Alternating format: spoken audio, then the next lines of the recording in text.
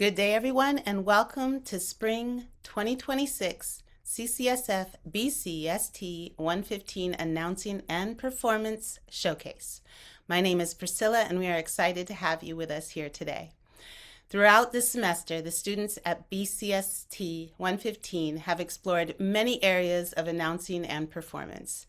Today's showcase is a celebration of that hard work, growth, and dedication. And now I turn it over to Ariel to introduce our first segment. I'm Ariel, and we are now going to turn our attention over to the stories making headlines.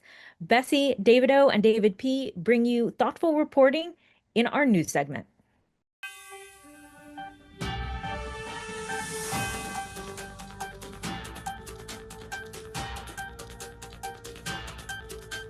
Welcome to KCSF News. I'm David Oriana. And I'm Bessie Barnes. In today's news, we'll look at how emerging technologies, global sports, and pop culture are colliding with big money and big ethical questions. We begin with the deepening standoff over the future of artificial intelligence in warfare. AI company Anthropic is rejecting what the Pentagon has called its final offer for a defense contract, saying the current terms would allow its models to be used for all lawful purposes without firm limits on how its technology can be deployed. CEO Dario Amodei says the contract still fails to clearly ban fully autonomous weapon systems and mass surveillance of Americans, two red lines the company calls non-negotiable. A looming deadline from the Defense Department has been paired with threats to label Anthropic a security risk, cut it out of defense supply chains, and even consider forcing access under emergency powers, moves the company says it cannot, in good conscience, accept. That being said, national security officials argue that tying their hands on AI could leave the U.S. exposed in a world where rivals may be less restrained. Critics warn that dismantling safeguards in the name of deterrence could make cyber attacks, escalatory battlefield decisions, and misuse by bad actors far more likely. But while one AI company is drawing a hard line on how its technology can be used, others are racing ahead in a very different arena, the music business. AI song generator startups Suno and Udio have gone from industry irritants to serious players, even as they face lawsuits and backlash from labels and artists. Suno now says it has surpassed 2 million paid subscribers and roughly $300 million in annual recurring revenue, numbers big enough to rival mid-tier streaming services. The platforms themselves let users generate full songs from text prompts, raising accusations that they scrape existing recordings and undercut human creators. At the same time, record companies are in talks about possible licensing deals, a sign that they may prefer to shape the AI music wave rather than watch it roll over them. But as Anthropic fights to keep AI out of autonomous weapons, Suno and Udio are pitching AI as a creative tool for everyone, from hobbyists to Grammy winners, leaving regulators and courts to sort out where innovation ends and infringement begins. And here we go from digital battlefields and virtual studios to real-world stadiums. Another global story hinges on whether promised support shows up in time. With the 2026 FIFA World Cup approaching, the 11 U.S. host cities say they still haven't seen a dollar of the $625 million in federal security funding they were promised. The money is meant to help pay for everything from crowd control to counter-drone systems at what's expected to be one of the largest sporting events in U.S. history. Host committees warn that the delays are pushing them up against procurement deadlines for critical equipment and contracts, calling the grant essential to keeping fans, players, and cities safe. But the funds are currently stuck in a broader budget logjam in Washington, raising concerns that the local taxpayers could be left to fill the gap if federal dollars don't arrive soon. But while some cities wait for security dollars to arrive, another kind of global phenomenon is cashing in right now, one colorful card at a time.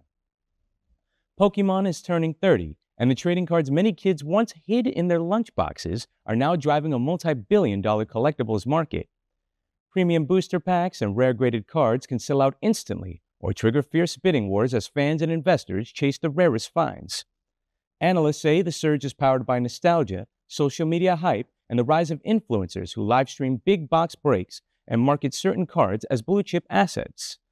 After 3 decades, the franchise has grown into one of the highest-grossing media properties in the world, and the demand for cardboard monsters shows no signs of slowing. But if you're wondering how far collectors will go, one recent sale shows just how high Pikachu's price tag can climb. Influencer and wrestler Logan Paul has sold his ultra-rare Pikachu Illustrator Pokemon card for about $16.5 million at auction, setting a new world record for the most expensive trading card ever sold. The card, graded a pristine Gem Mint 10, is considered the holy grail of Pokemon collectibles and is the only one known in that condition. Paul originally acquired the card from a private sale for roughly $5.3 million, meaning the latest buyer paid more than 3 times that amount. The auction also included a custom diamond-encrusted chain Paul once wore with the card, underscoring how Pokemon at 30 has evolved from a kid's game into a high-stakes status symbol for investors and celebrities. From billion-dollar AI fights and multi-million-dollar trading cards to some very different headlines, not every big story comes with a big price tag. Some come with strange phone calls, big birds, strange phone calls, and a reminder that everyday life can be just as surprising. Bessie, you've been following some of the lighter and weirder stories making the news. That's right, David. In Ottawa, a Canadian man's ordinary walk turned into a viral wildlife chase when 2 aggressive wild turkeys pursued him through a busy intersection. Video shows the man sprinting across traffic before leaping into a stranger's car as the birds peck at the vehicle and briefly block multiple lanes. He says he initially greeted the turkeys with a casual, "Hey, what's up, turkeys?" before realizing they were actually charging at him. The incident, now widely shared online, has sparked local discussion about urban wildlife and whether the city needs clearer guidance on dealing with unusually bold birds. Those turkeys may not speak English or French, but in Washington state, some callers who thought they were choosing Spanish found out the hard way that the automated system wasn't quite fluent either. For months, callers to Washington State's Department of Licensing, who pressed 2 for Spanish on the hotline, instead heard an AI voice speaking English with a heavy Spanish accent. The system used Spanish only for bits like wait time, telling people their call would be answered in 3 minutos, while the rest of the message stayed in English. The agency has apologized and says it's working to fix its multilingual self-service system and to understand how the misconfigured AI voice went live in the first place. Advocacy groups say the glitch shows how relying on automated tools without proper testing can exclude the communities those services are supposed to help. From a mistranslating phone tree to a case where high-tech tracking and old-fashioned intimidation went way too far, another story is raising questions about corporate culture and accountability. A Massachusetts couple targeted in a bizarre harassment campaign tied to former eBay employees has reached a civil settlement with the company. Prosecutors say the employees sent anonymous packages, including live cockroaches and spiders, a funeral wreath, and a bloody pig's mask to the couple's home after they published critical newsletters about eBay.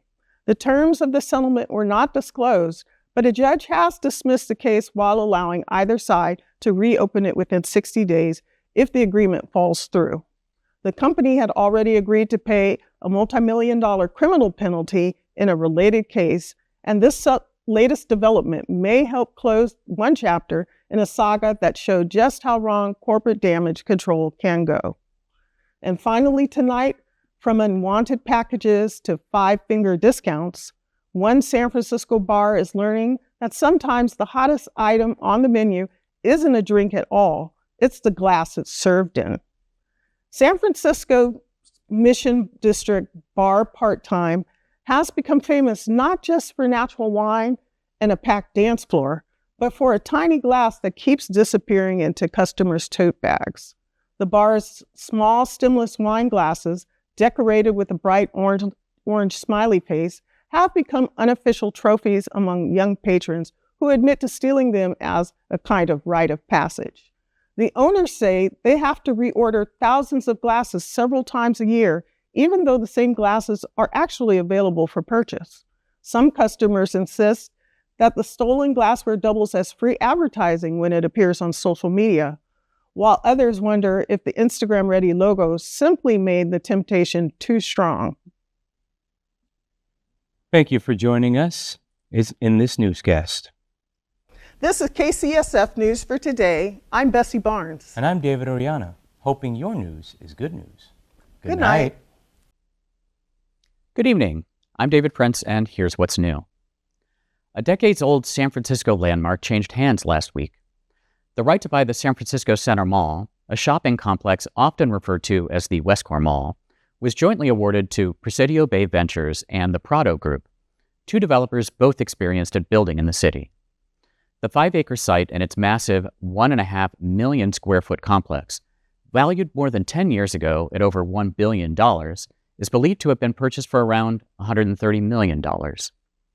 The location at 5th Street and Market has been formally closed since 2023, leaving it a highly visible symbol of the city's post-pandemic economic challenges. The future of the site is uncertain, and proposals for its use have ranged from pickleball courts to a private university. But officials say portions of the property, like its historic Beaux Arts Rotunda, are considered historic and will need to be preserved in any future design. In a hopeful development for many aspiring San Francisco renters, the first occupants have started moving into a new, long-awaited apartment complex in the Haight-Ashbury neighborhood. The building, located at the former McDonald's site at 730 Stanton, is a joint development of two nonprofit organizations, the Tenderloin Neighborhood Development Corporation and the Chinatown Community Development Center. Its 160 units are a mix of market rate and permanent affordable housing. By October of last year, 8,600 families had applied for the building's 95 publicly available reduced-cost apartments, and over 1,000 of those families already lived in the neighborhood. According to apartment finding site Zumper, the median rent for a one-bedroom apartment in San Francisco is $3,500 a month, but equivalent units at 730 Stanton rent for $780 to $1,300 a month for those who qualify. The building is now over 40% occupied and is expected to be fully rented this spring. Finally tonight, the Mission District is celebrating the arrival of new feline royalty. Shadow, an all-black domestic short-hair kitten, has assumed the position of store mascot for Randa's Market following the untimely death of Kit Kat, his much-beloved predecessor, in an incident with a Waymo vehicle last year. Recently adopted from the SPCA, Shadow has become an instant neighborhood icon, quickly stepping into his new role as the unofficial mayor of 16th Street. As reported by Mission Local, patrons have showered Shadow with gifts, praised his beauty, and reveled in watching him curl up into any open box he can find. The community may never forget Kit Kat, whose death prompted calls for legislation limiting autonomous vehicles in the city and inspired a shrine that is still kept with fresh flowers. But Shadow has lifted residents' spirits and given them a new celebrity to cheer. That's what's new for now. Thanks for listening, and good night. In today's world, information moves fast, but not all of it is true. Every day, misleading posts, AI-generated content, and manipulated stories, sometimes called AI slop, floods our feeds. Some are created for profit, others by bad actors, looking to influence what you think, feel, and believe. It can look real, it can sound credible, but that doesn't make it trustworthy. News literacy means asking simple questions. Who made this? Why was it created? And can it be verified? Even trusted-looking sources can carry hidden bias or propaganda. Authority should be earned, not assumed. Before you share, pause. Check the source, look for confirmation from multiple outlets, and be cautious of content designed to provoke strong reactions. That's often the point. Because when misinformation spreads, it doesn't just confuse, it divides. The truth matters, and protecting it starts with you. Stay informed, stay critical, stay responsible. Thank you, Bessie, for that informative and timely PSA. Now it's time for the news, and the news that's slightly less fact-checked. Our parody news is here to keep you laughing, featuring Shannon, Chloe, Hamilton, Daniel, and me, Ariel. Here's our parody news. Good evening, everyone. I'm Shannon Day reporting to you from WKRP in Cincinnati. Tonight in sports, a Detroit Lions rookie learns the hard way that in the NFL, you cannot have your turkey and eat it too. In a bold move, Detroit Lions rookie Tate Ratledge asked head coach Dan Campbell if it might be possible to take Thanksgiving off. "I know we have a game," said the 24-year-old guard, "but my family has this fun tradition every year where we get together, have a feast, and watch football, and I really don't want to miss it." He added he's very excited to spend time with his cousins and have a few servings of grandma's stuffing. "I've already had to cancel lots of weekend plans because of games, and I don't want to have to back out on this too," said Ratledge. "Plus, my mom's making pecan pie just for me. It's my favorite." Sources also confirm Ratledge has offered to come in and play a makeup game during any bye week. Moving to health news, does Donald Trump really have more backbone than any leader in history? In an effort to curb rumors about the physical health of the commander-in-chief, previous White House doctor Sean Connolly declared Thursday that Trump has far more bones than any other U.S. president on record. "Every time we examine the president's body, we find more and more bones," said Connolly. "In fact, the number of bones is claimed to be north of 1,000. That is nearly 6 times the bones of Biden, who in comparison has a laughable number of very weak bones." Trump's bones are claimed to be plentiful and so amazingly dense that he expects them to endure long after the rest of us are gone, quite possibly becoming the last surviving record of human life on Earth. In local news, tempers flare at Pizza Hut as a group of hungry adults stage a protest against the ultimate symbol of childhood luxury, pajamas and an iPad. Last night, diners of Pizza Hut band together in a fit of jealousy aimed at Jimmy Biddle, holding up signs and chanting, "We won't stand for it." Diners were protesting their envy at a child who got to wear pajamas and watch an iPad for his entire meal. "It's not fair that he doesn't have to talk to anybody or even pay attention to anything going on around him as he clutches his fire truck and watches Blue's Clues," said Finn Delamore. Local patrons were outraged that he got to sit in comfortable PJs, laughing his bum off at cartoons while chowing down little pieces of cut-up chicken. Meanwhile, adults were forced to wear stiff dress shirts, make small talk, and eat caviar like a queen. In a final fit of rage, onlookers became even more green after the child relieved himself without even walking all the way to the restroom. That's the news. I'm Shannon Day, reminding you to stay golden, stay hungry, and for heaven's sakes, stay diapered.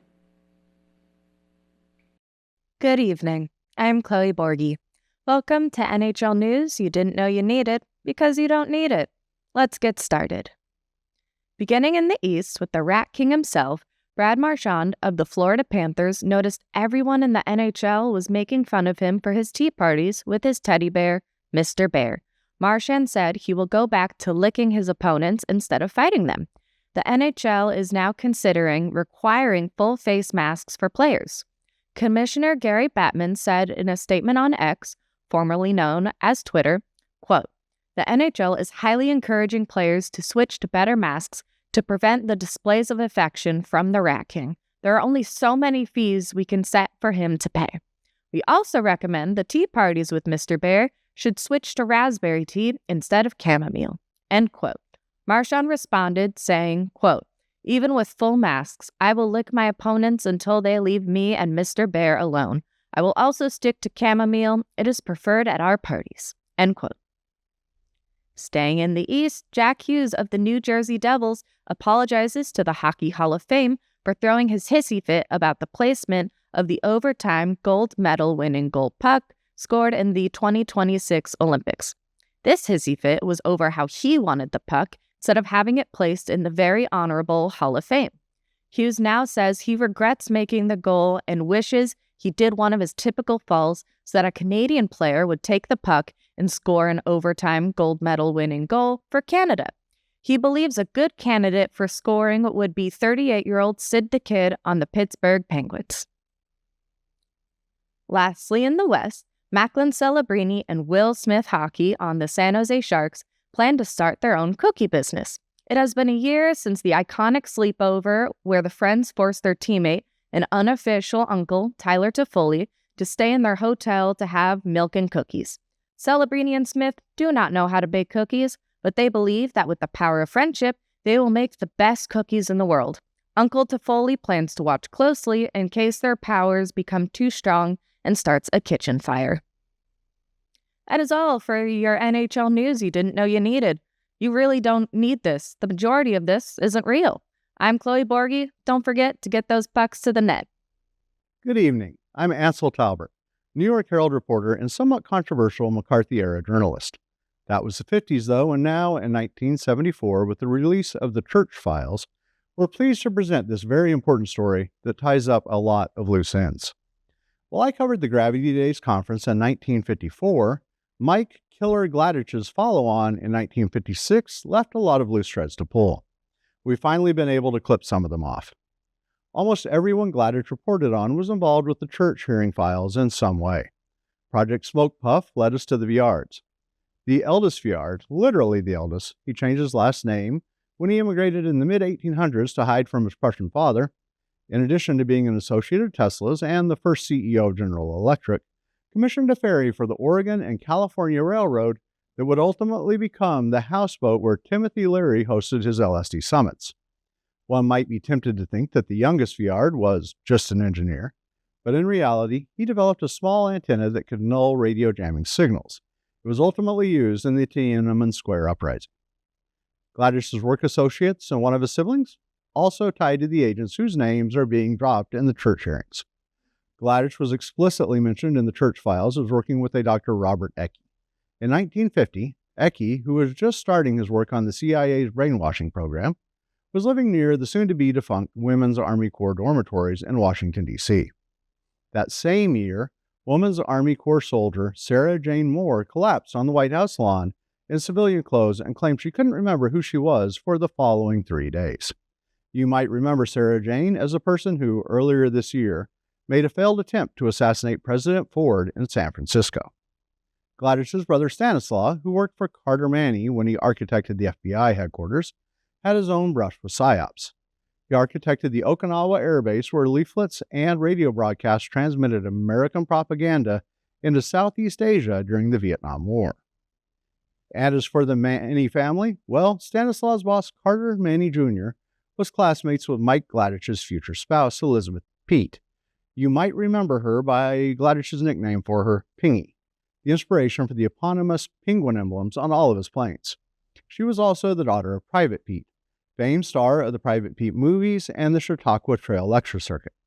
A few decades before Carter hired Stanislaw and a few years before Elizabeth, at that time a Canadian citizen, joined the English equivalent of the Women's Army Corps and ultimately joined her family with the Gladiches, Carter went on a double date with her to New York City, where the two high school-age couples saw Frank Sinatra. Their tickets were courtesy of Private Pete, who was by then a PR agent to the stars. Carter's father, Carter Manny Sr., was a member of the 4-person Indiana Prison Board who experimented with television for mollifying the criminally insane in the 1940s.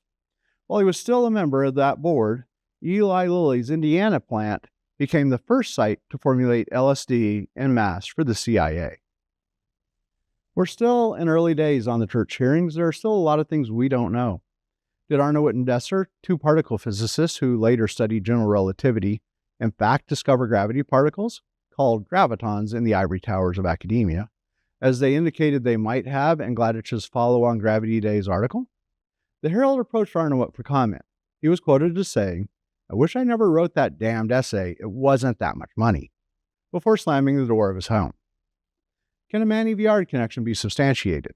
We contacted members of both families, but didn't hear back from them prior to today's broadcast. Both families have tenuous ties to clandestine operations and LSD. Where do the Petes fit into this story? Stay tuned. We'll have some of the answers in our next segment. Good evening. Thank you for joining us tonight. I'm Lorena Bennett. Tonight, we begin with a story out of Dallas, Texas. In order to maintain their affordability, Southwest Airlines now offers a new option for their customers who want to upgrade seats but don't want to pay the extra fees. The new option? Chore assignments. Yes, task grade, the new option you can select when purchasing your flight ticket. Recent surveys have shown that some passengers, mostly Gen Xers, want to reduce the cost of flying comfortably. Generation X is the last living generation who enjoyed flights that had smoking sections and had offered free beverages, snacks, and dinners. Some flyers have shared their experiences with Passgrade, saying they had no problem wiping windows in exchange for a window seat nowhere near the emergency exit. Others were more critical of the restroom Passgrade policy, where it's reserved only for those on flying standby. Chore assignments will be clearly printed on boarding passes for ticketed travelers 2 years old and above. In more national news, we are all waiting to hear from our administration whether the war in Iran that we started is actually over or not, since it was announced last week that we won the war. In fact, the president himself has stated it's all for fun now because we technically won the war within the first hour. Still, the president has faced some backlash over the bombing of an Iranian girls' school twice. Pete Hegseth, the Secretary of War, defended the president, questioning why girls at school were at school in the first place. And in local news, there was another impromptu San Francisco pro-billionaire rally and march at an undisclosed private location organized by a 22-year-old tech founder. It has been reported that all 3 people showed up for the rally and then later dispersed onto a busy street. San Francisco PD were present nearby, holding back anyone who dared to counter-protest, though since it didn't seem to be much of a disturbance, the police were never actually sighted at the mystery location. Thank you for joining us this evening. This is Lorena Bennett for CCS News. Good night. I'm Daniel Jones, and this is the fake news. The joint East German and West German Congress met this week. The first order of business? To determine who gets royalties for the word Gesundheit. And at the White House this week, President Clinton officially came out against same-sex marriages. What's more, the president says he's not too crazy about opposite-sex marriages either. The first fake fat approved by the FDA will be on supermarket shelves in a few weeks. The fat substitute, called Simpless, causes fake heart attacks, which company spokesmen say feel exactly like real heart attacks, but only do 20% of the damage. And the game Monopoly turned 60 years old this week. You know, things are much simpler back then, when people traveled around by a hat or a thimble. Those were the days.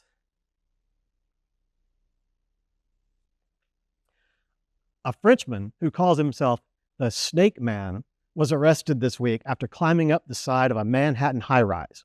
Yep, he climbed right up the side of a high-rise, just like a snake.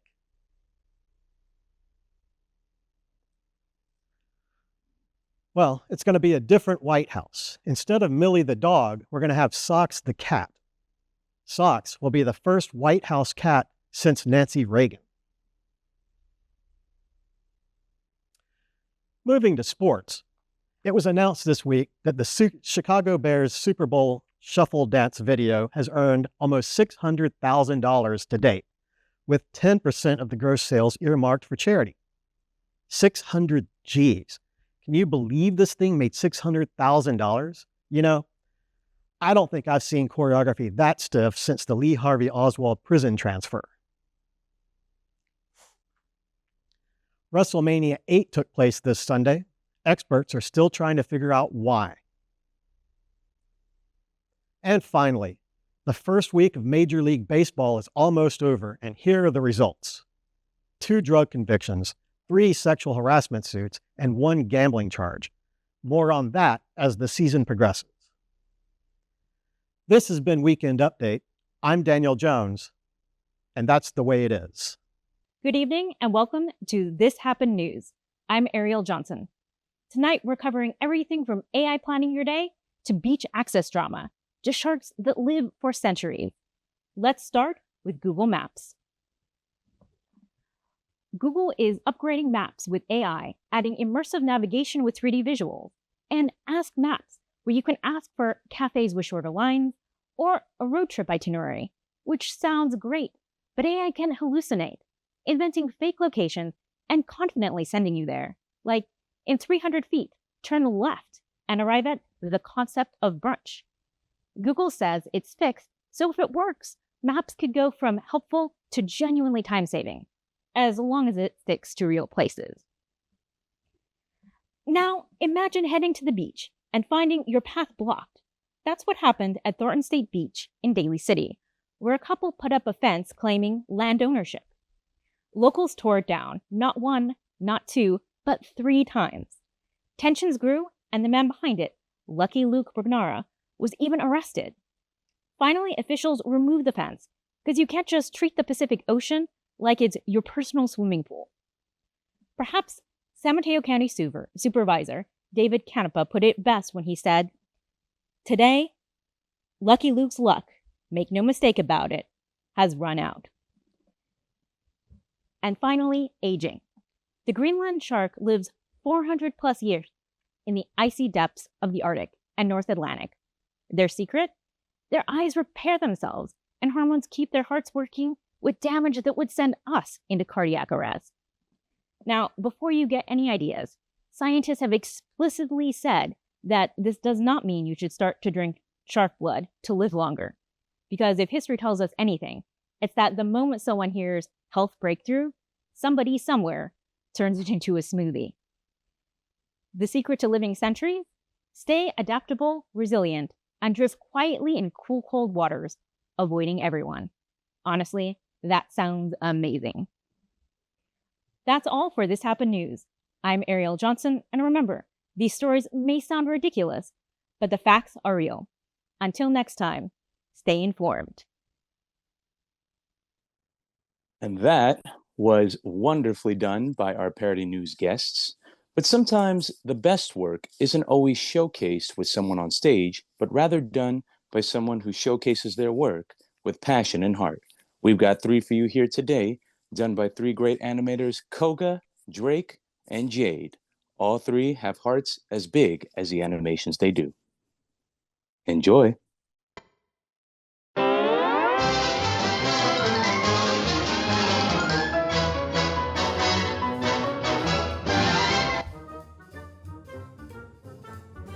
Some people with no talent if it looked them right in the eyes. I'm telling you, man, look at this guy Bugs Bunny. I can't stand him. I'm gotta get more money. Hate this. I need a better gig. Said minimum wage would cover all my needs. Well, I've got more needs than this, I say. Look, Ethel, I know we need a giant duck, but where am I gonna find one in the middle of California? Hey, well, you don't look like you're doing anything. I need a job. ASAP. Me. No, let me call you back. This fool actually walked in here. I'm Daffy Duck, and I am very important here. I need a job. Hire me. Hire me. I'm better than Bugs Bunny at this, that, and the third. Thanks for the gig. All right, I'll show that Bugs Bunny who's got talent. I do. Okay, bring the duck. Okay.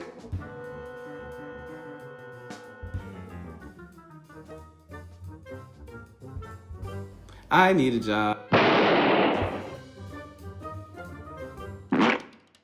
Screw you anyway.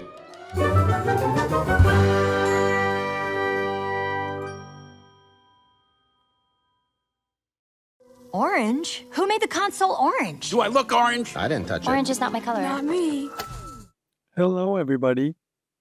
Oh my gosh, I'm just such a huge fan of yours, and now here I am, meeting you face to face. Okay, how can I help? I can take notes, get coffee, manage your calendar, walk your dog, carry your things, watch you sleep. Wow, you have a lot of energy. Maybe you could just stay in one place? And Anything, just call my name, and I'm here for you. okay, love that. And what was your name again? Oh, I'm sorry, I can get ahead of myself. I'm Exardi. I'm one of Riley's New Emotions. We are just super jazzed to be here, working up on my stuff.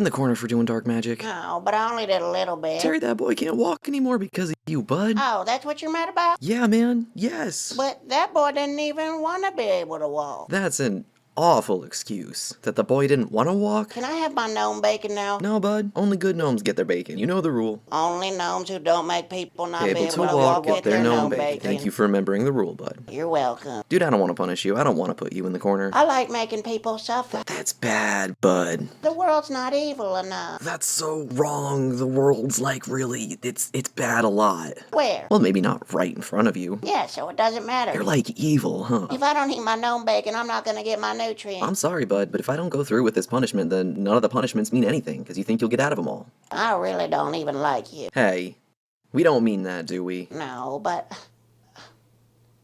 Please let me eat the bacon. Dude, you're not eating the bacon. Well, don't you do dark magic on me. Terry, no. Hey, no, do not do dark magic. Do not do dark magic. If I don't eat the bacon, I'm not gonna grow. I'm only 3. You are 45 years old. Wow, those were some great animations.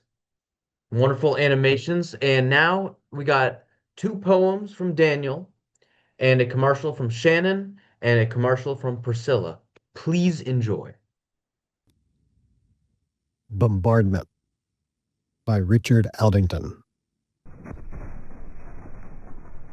4 days the earth was rent and torn by bursting steel. The houses fell about us. 3 nights we dared not sleep, sweating and listening for the imminent crash which meant our death. The 4th night, every man, nerve-tortured, racked to exhaustion, slept, muttering and twitching, while the shells crashed overhead. The 5th day there came a hush.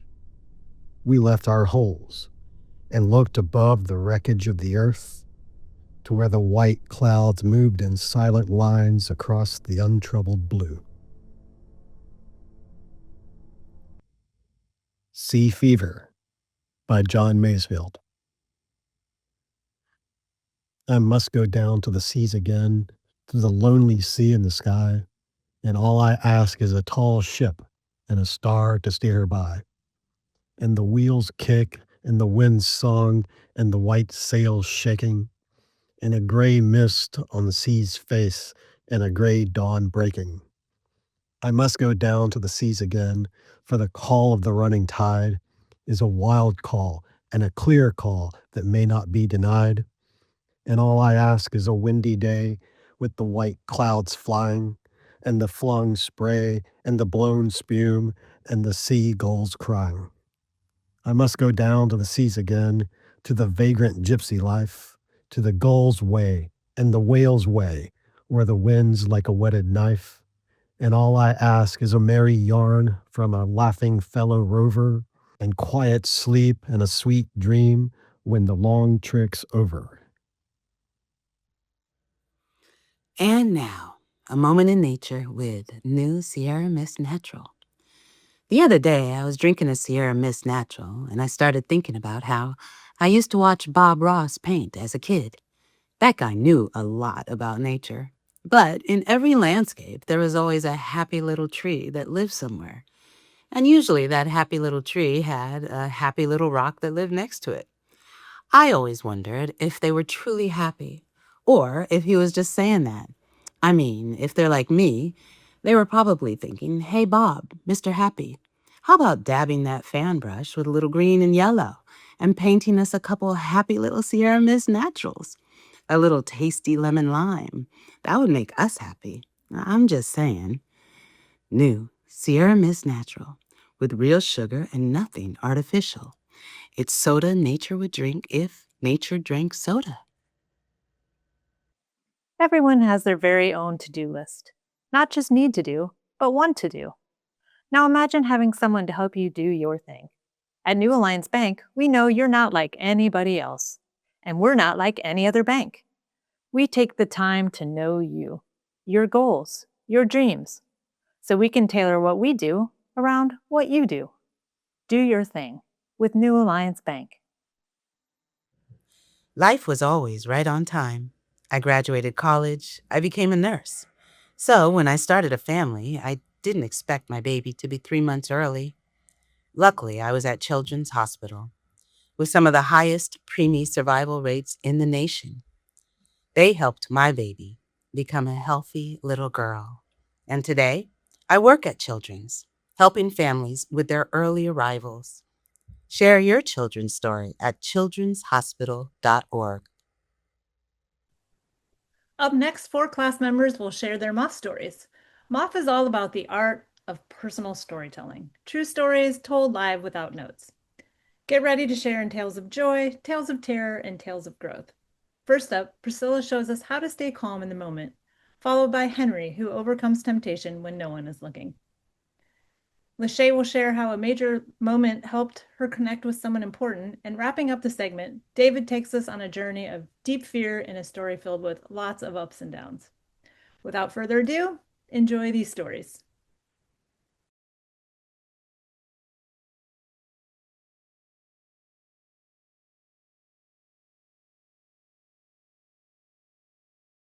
All right. Hello, my name is Priscilla, and I am the mother of 3. I am a native San Franciscan. I've raised all 3 of them here. I have a 20-year-old, an 18-year-old, and an 8-year-old. The 8-year-old wasn't around for the story I'm about to tell, because this was the older 2. I took them to the park one day, and I believe my daughter was 9, my son was 7, and we were going to meet a girlfriend of mine and her child, so we were having kind of a play date at the park. And my son decided he wanted to bring his pogo stick, and I was like, okay, sure. And as we left the house and he grabbed it, I thought maybe I should find a Sharpie and write his name on this pogo stick. And I was like, nah, who has a pogo stick nowadays? Like, when I was growing up, there were a lot of pogo sticks around, but I hadn't seen one since then until I picked one up for my son. So I figured it would be no problem.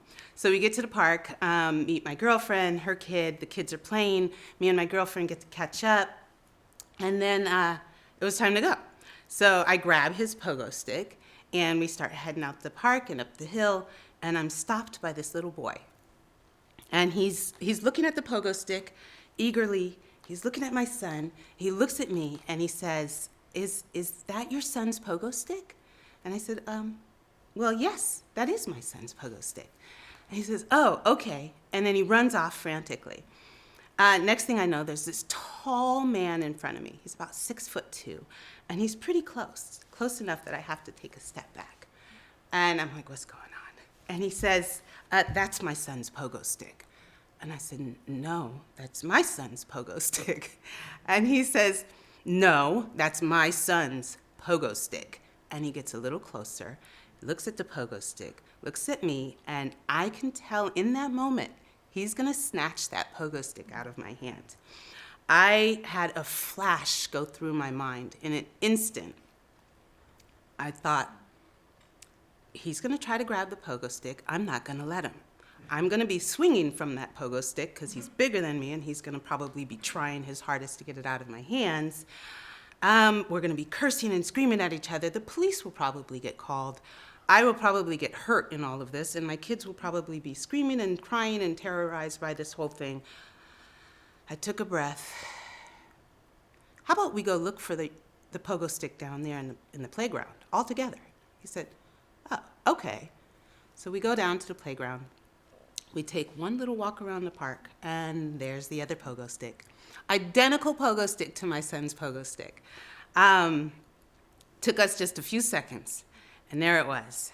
Sigh of relief. Me and my kids head on out. I kind of looked back, wondering if I'm going to get an apology. I did not. But that's okay. I didn't end up in a fight that day with another parent. And as soon as we got home, I wrote his name on all of the toys we ever bring to the playground so that we wouldn't have to worry about that again. And yeah, I don't know. I think that lesson for me was just like, for one, bright on everything, and for two, maybe not bring toys to the park. I don't know. But very, very grateful that the whole thing, ended up in a peaceful way. So thank you.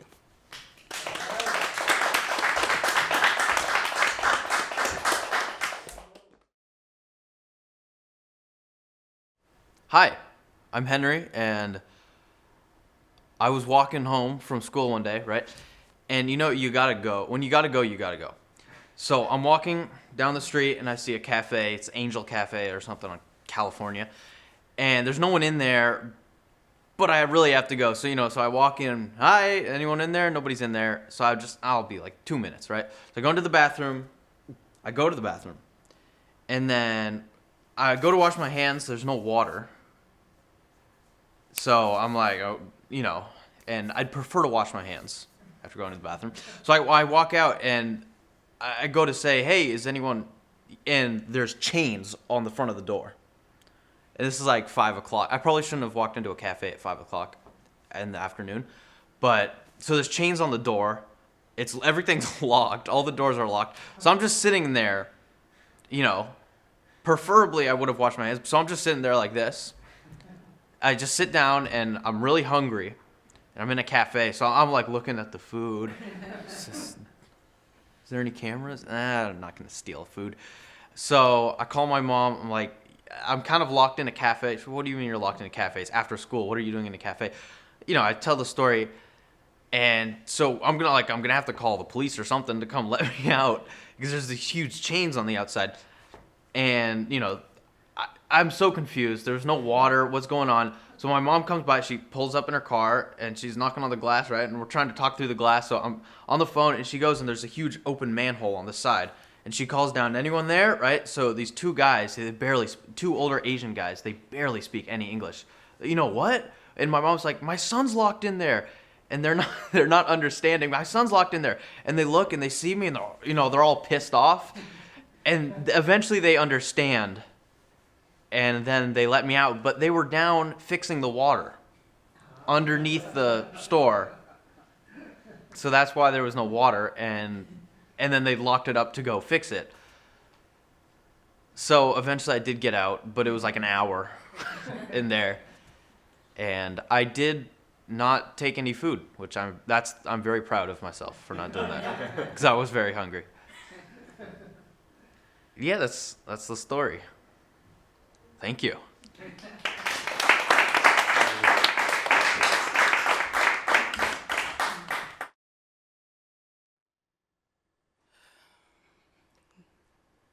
My name is Lachey, and I just want to talk about faith and the way back home. I'm now 33, and I feel like I know myself more than ever. I've been through so much, so many crazy things, ups and downs, trials and tribulations. But I've learned so much about faith and perseverance. Just a brief testimony. I remember as a little girl seeing my parents together. They didn't have the best relationship. They didn't fight or argue. They just didn't talk. They weren't really affectionate. But the bright side of it was just seeing, them as a unit. When my dad left, it was unfortunate. My parents didn't sit me down. They didn't say, hey, Dad's leaving. He just kind of subtly left. And I didn't quite understand, so it left a little resentment. And I just felt like I wanted to create my own family. I wanted to create something that would be long-lasting. So after I turned 18, I graduated high school, and I started working, and I was still living with my mom at the time. And when my dad initially left, I had a whole new reality. I had a new brother, my mom had a new husband, and I had to accept things that I just didn't want to accept. And I missed my dad. I had the resentment there, and I had an elder brother, but my dad, he took him with him. And my brother left, and so I felt like the only child. And missing my dad and having that resentment, I wanted to create that home that I once knew and I once seen growing up as a little girl. So after graduation, I was forced, not forced, but you know how life. I ended up back at home, or back living with my dad. Some way, my mom and I weren't seeing eye to eye, and I ended up at my dad's, and I didn't really know him. When I did end up living with my dad, I became very observant of him. I watched him, and I didn't really know him, and I wanted to create a bond, the bond that I felt like I never got to create with him. But he was always working, so I did learn things from him as I observed that he was very neat. He kept his house and his space very, very clean. He was a gentle giant. He was very big in height, and he had such a giving heart. He was very big on family, and he was very humble. And those are some of the things that I took from him.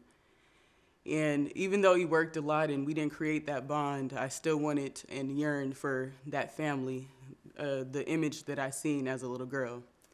And so I decided, I had this bright idea, like, I'll go out and create it. I'll go out and find someone, and we'll get married, and we'll have kids. And that's what happened. I ended up getting married. I ended up having kids on my own, and still having that resentment.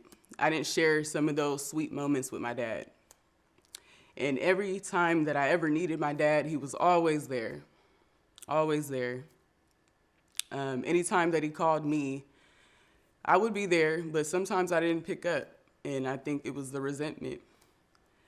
And so when I had the bright idea of like, okay, I'm gonna go and get married and create a family and create this image in my mind that I seen as a little girl, my parents, together, it didn't turn out that way. Life has its way of, changing and giving you lemons, and sometimes you have to make lemonade. And so it didn't turn out to be this bright fairy tale, but I did get my beautiful children. And throughout that journey of being away from home and trying to create this fairy tale, I found myself returning back home. I didn't go to my mom's house, but I ended up going back to my dad's, and he answered the phone, and with open arms, he took me back in. And when I returned, I was pregnant again. My fairy tale had ended. I was in the middle of a divorce, and I had 2 toddlers at the time. And I was getting ready to give birth, and I just was in a very bad space. And I felt humiliated. I felt unloved. I felt resentment, just all of the things. And my dad was there, gentle, patient, kind, understanding, quiet. He didn't say much. And he was there at a very vulnerable time for me. And I think that is why, the Bible and the Word says to honor your parents, despite. And so at a vulnerable time, I'm getting ready to get my hospital bag, and I'm headed out the door, and my water breaks. And I'm like, oh, snap, I have to give birth now. And my dad's like, what do you want to do? You want me to carry you? I'm like, no, my water broke. You can't carry me. The car's too far. I've already had a home birth, and sorry, I didn't tell him that I was sorry that he wasn't there, but he wasn't there. But I felt like I knew how to get through this because I've already been through this. So I'm like, okay, all I need you to do is just run the water. He's like, you don't want me to call for backup? I'm like, no, just run the water. It'll be fine. So without question, he had faith. He was very patient, and he was very quiet. And he went over and he ran the water. And I think he was very nervous because he kept pacing back and forth. And he kept saying, are you okay? And I'm like, yeah, I'm fine. And he ended up going and getting me some towels, and he got a shirt. And usually, whenever I go to my dad's and I'm visiting, he always gives me one of his big shirts if I don't pack like extra clothes. So he gives me one of his big shirts. I slip that on. I climb into the bathtub because I've now crawled from the the living room to the bathroom. And at that time I couldn't walk. And so I'm about to give birth, and I'm trying to remember all the things with my last birth, because I had a home birth before. And my dad's still pacing around, and I'm like, it's fine. So he gives me time. I'm in the bathtub, and I'm trying to have faith, and I'm trying to remember all the things, and I'm listening to my body. And my daughter comes up, and it was such a beautiful experience. And my dad walks in, and in the most vulnerable time of my life, he was there for a great and most memorable moment of my life, where it's something that we both can hold on and cherish and remember. And so it was just like a great shared moment. And so we checked on the baby. She was fine. He called for backup. My brother came. I let them know that after the baby was checked, and her vitals were fine, they asked if I wanted to be driven, and I told them no. So my brother drove me to the hospital. But what I took from the whole experience is just that honoring your parents is really, really important. Not holding on to resentment, to always forgive, and to always lead with love. And me and my dad are closer than ever. He and my mom are like best friends. And sometimes you just have to let life play out. And so, yeah, that was just one of the best moments, and I wanted to share that with you all.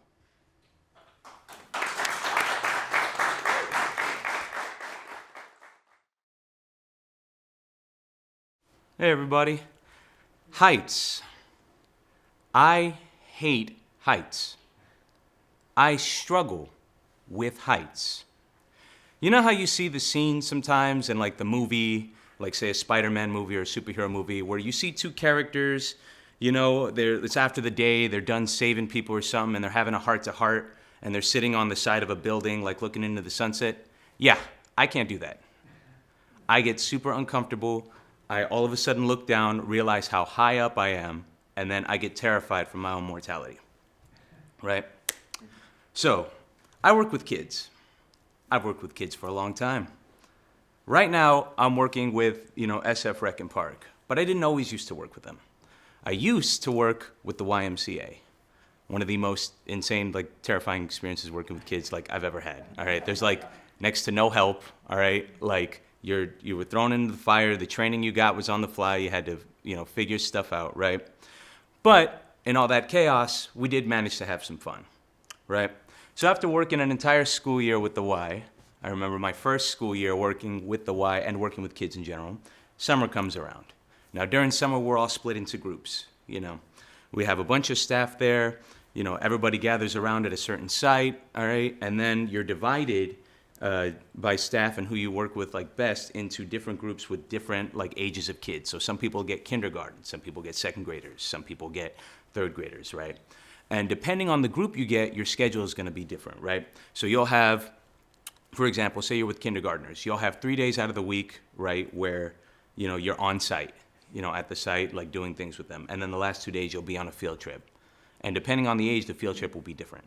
The group that I got was not any of those. I got a group called Moving On Up, and those are the kids who are on their way to middle school. So these kids are not usually entertained by, let's say, your average Joe trip to the park. They got cell phones, they're, over here, they want to, talk to their friends, they got all this attitude for no reason. I don't, hey, how you doing? What do you care? Oh, okay, thanks, right? But the one fun part that we had was that we got to go on field trips every single day. So 5 days out of the week, we were on a bus and we were out of here.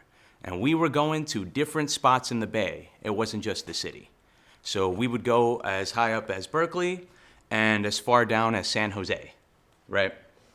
So one time on one of these field trips, we went to Six Flags, fun place, lots of colors, you gotta love it, right?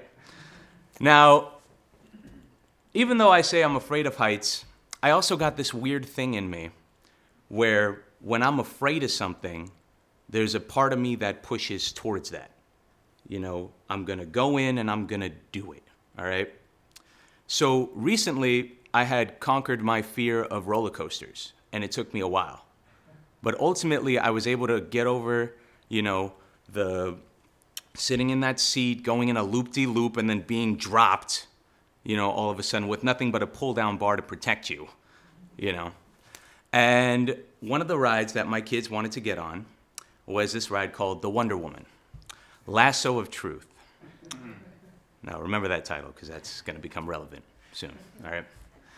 So, I'm a teacher, I'm with the kids. I do have another teacher, but I ultimately have to be with the kids, all right? Meaning, if they want to get on a ride, I need to be on that ride, all right? So I'm getting in line waiting for this ride. Now, to give you a sense of what this ride is, it is not a roller coaster, meaning it is not a linear thing that you get into a seat, you then ride up and then go down and all of that, right? Like where everything is on a track ultimately, and even though you can feel like you're flying out of your seat, you're not. No, this is a giant pendulum, all right? Meaning you have 4 bars suspending up an entire structure, then you have a giant rod down in the middle, which drops all the way to the bottom. Surrounding that are all the seats. So when you get in, you are in a circle, all right? And this ride takes you and swings you 147 feet in the air, drops you back down, and then does it every single direction it possibly can, right? So my kids want to go on this ride. So naturally, I got to get on this ride. So I go, I'm waiting in line, I'm sitting there. My coworker is talking to me saying, hey, do you want to get on? I'm going back and forth. My coworker, by the way, and crush. So here I am, added pressure. All right, asking me if I'm going to go on or if I'm not going to go on. I'm going back and forth. And then ultimately, I'm just like, all right, fuck it. I'm going to do it. All right. So we get on, we go. I have the kids sit down in their seats first. I then get into my, seat and get ready. I don't know what it is about these freaking seats in these like roller coasters and all this stuff, but they are the jankiest looking seatbelts I've ever seen. Like the seatbelts in damaged cars look more secure than the ones that they're gonna put you in to swing you so high in the sky. But I get in, and I have even less confidence when those damn 18, 19-year-olds come out and they, look like they could give less of a fuck, and they've done this so many times that they just walk over, gently lift up the pull bar for like 0.5 seconds, say, we're good, and then walk off. But I calm down, I made it this far, I'm ready, I'm sitting in the seat, and then they say, we're ready to go. The light comes on, waiting. The ground starts to disappear underneath me, right? Because they have the stuff right there so you can get on, and they take it off so that the pendulum has free reign, right? When you're going through that moment and you have a second in which, like you're getting on this ride, you're doing this thing that's scary and everything, like all of a sudden, like your brain stops worrying about everything else and stops the complication. And in that moment, I had the most clear thought I've ever had. Just a moment of mental clarity that just came out. Fuck this. What am I doing here? But before I had time to think anything else, boom. They started gentle. Then they started swinging higher. They didn't go all the way because, of course, they got to mess with you. They start swinging back in. They swing down. They swing back. They swing forth. And I was losing my shit, but in the best way possible. Because even though I was freaking out, all of a sudden, like I just realized I had no control over it and that was okay. That at this point, you can't move, you can't do anything, so just swing, right? And then we got taken up so far high up, the highest point that I've ever seen, where it looks like the pendulum might fall off because they're swinging you up there so high. I was so high up, I couldn't hear the people down at the bottom. That was how high up. The sun looked like it was level to me. And for a moment, there was nothing but pure silence up in the clouds, and the view was breathtaking. As in, I literally didn't have any more breath to speak because I was screaming so much, and I ran out of air. And I swung back down. And going through that whole ride, they swung me back, forth, everything. And I managed to have fun. And at the end of it, I got off. That was the first ride I went on there. No other ride I'm going to go on from here on out is as intense as that one. All right? So after that, I was like, wow, like, that was it. Okay, like, I can do this. And I got a taste for it that day and went out to go do it. And so for that day and time, now nowadays I still get those fears sometimes when I see that ride again or I go in, right? But for that moment in time, that whole day, I was king of the sky. Thank you very much.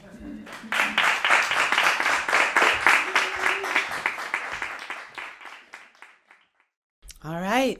As we come to the end of today's showcase, we want to thank all of you for being here and supporting the students at CCSF BCST 115. We'd like to thank our instructor, Dr. Cecil, and the classroom assistant, Mo. Your dedication and hard work has been amazing in helping us grow and develop as broadcasting students. And thank you to our classmates, friends, and family for supporting us throughout this journey. Thank you again for joining us. We hope you enjoyed the hard work, talent, and dedication displayed here today. Have a wonderful day.